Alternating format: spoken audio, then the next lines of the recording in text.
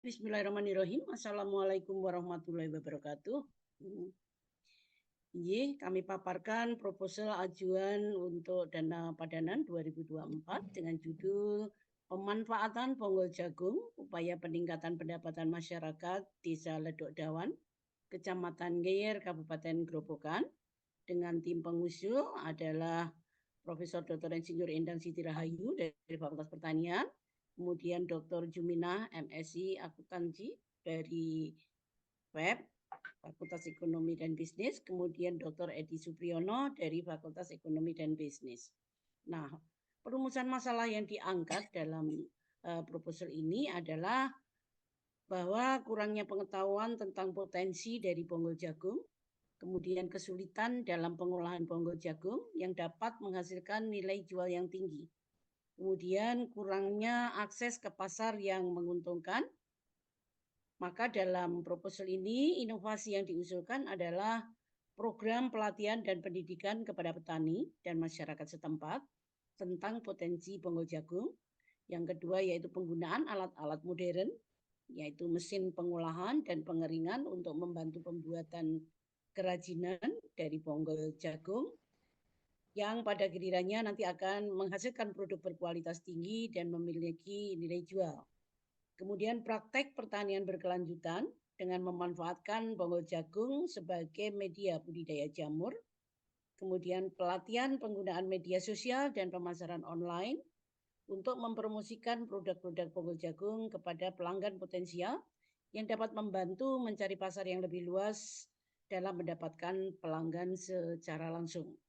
Nah, manfaat dan tujuan daripada kegiatan ini adalah dibedakan menjadi dua, yaitu manfaat tangible dan manfaat intangible, baik bagi perguruan tinggi maupun mitra. Manfaat tangible itu bagi perguruan tinggi, yaitu adanya peningkatan pencapaian IQ, yaitu bahwa mahasiswa berkegiatan di luar kampus atau IQ 2, kemudian dosen berkegiatan di luar kampus, itu IQ 3, dan publikasi artikel ilmiah dan buku referensi, IQ 5, kemudian mata kuliah yang menggunakan pendekatan studi kasus di IQ 7. Bagi mitra, manfaat tangible-nya adalah pengolahan bonggol jagung menjadi kerajinan yang memiliki nilai jual yang tinggi, yang berdampak pada peningkatan pendapatan mitra.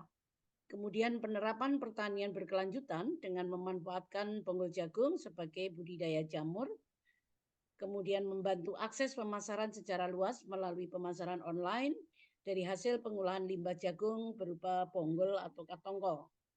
Dan kemudian terciptanya program berkelanjutan secara reguler dan tahunan, serta pendampingan pengelolaan usaha serta sistem akuntansi.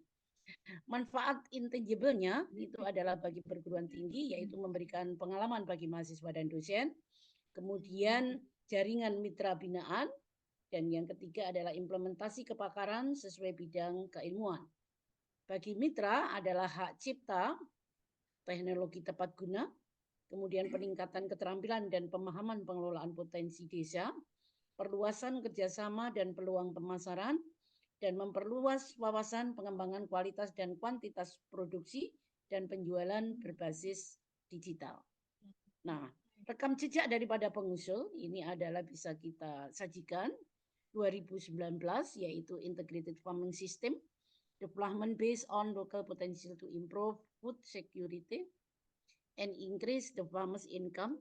Ini case study di Jatisari Village di Wonogiri. Ini kemudian menjadi daerah wisata desa yang luar biasa sekali, padahal lokasinya di pelosok. Kemudian 2020 itu adalah Empowerment Model for Sustainable Tourist Village in Emergency Country. Ini lanjutan dari ini. Kemudian 2021 yaitu mitigasi pengelolaan agribisnis ubi kayu melalui valuasi ekonomi di Das Bengawan Solo, Kabupaten Wonogiri. Ini terkait dengan lingkungan karena agribisnis ubi kayu itu kemudian bersinggungan dengan aspek erosi tanah. Kemudian perubahan ekonomi pedesaan pasca COVID-19 berbasis agribisnis ubi kayu di Kabupaten Wonogiri. Ini artinya bahwa kemudian akan terjadi perbedaan atau penurunan di dalam distribusi pendapatan masyarakat. Kemudian 2023 adalah Foreign Supply Chain in Central Java Profile, Marketing Channel Efficiency, and Chain Institutional Performance Approach. Ini adalah kebetulan ini juga sampelnya ada di Ngerobokan. Kemudian tahapan pelaksanaan kegiatan itu ada 4. Yang pertama yaitu pengolahan bonggol jagung menjadi kerajinan yang memiliki nilai jual yang tinggi. Ini tujuannya. Kemudian kegiatannya adalah pelatihan pemanfaatan limbah bonggol jagung. Deskripsi kegiatan adalah pelatihan pengamplasan dan pemotongan bonggol jagung dengan memanfaatkan teknologi tepat guna dan mendesain kerajinan menjadi sangat bermanfaat untuk nilai jual. Karena untuk bonggol jagung ini istilahnya agak keras begitu, sehingga harus ada alat untuk pemotongan. Kemudian outputnya itu adalah produk kerajinan dari limbah bonggol jagung yang bernilai jual tinggi. Materi dan metodenya adalah sosialisasi, pelatihan, pendampingan, dan penerapan teknologi tepat guna. Kemudian yang kedua yaitu penerapan pertanian berkelanjutan dengan memanfaatkan bonggol jagung sebagai media tanam budidaya jamur. Kegiatannya adalah pelatihan budidaya jamur dengan pemanfaatan limbah bonggol jagung. Deskripsinya adalah pelatihan bagaimana cara budidaya jamur dengan memanfaatkan limbah bonggol jagung. Jadi bonggol jagung ini adalah merupakan alternatif dari media jamur yang selama ini sangat kekurangan. Outputnya itu adalah jamur yang dapat dikonsumsi dan memiliki nilai jual. Materinya adalah sosialisasi, pelatihan, pendampingan, dan penerapan teknologi. Jadi ini adalah aspeknya banyak ke bidang pertanian. Tahapan pelaksanaan yang ketiga berikutnya yaitu membantu akses pemasaran. Ketika kemudian produk sudah dimanfaatkan dengan TTG, kemudian dipasarkan dengan cara online dan pengolahan limbahnya. Ini kegiatannya adalah pelatihan tentang pemasaran dengan jangkauan yang sangat luas. Ini sangat krusial sekali karena biasanya kelemahan daripada handicraft atau TTG itu biasanya di dalam bidang pemasaran. Yaitu deskripsinya adalah melakukan pelatihan kepada para mitra tentang pemasaran sehingga jangkauannya menjadi sangat luas. Outputnya, mitra mampu melakukan pemasaran secara online, offline maupun online. Materinya adalah sosialisasi, pelatihan, pendampingan, dan penerapan teknologi terutama adalah di dalam bidang pemasaran offline dan online. Kemudian yang keempat adalah FGD, yaitu mengenai pengelolaan dan pendampingan program berkelanjutan.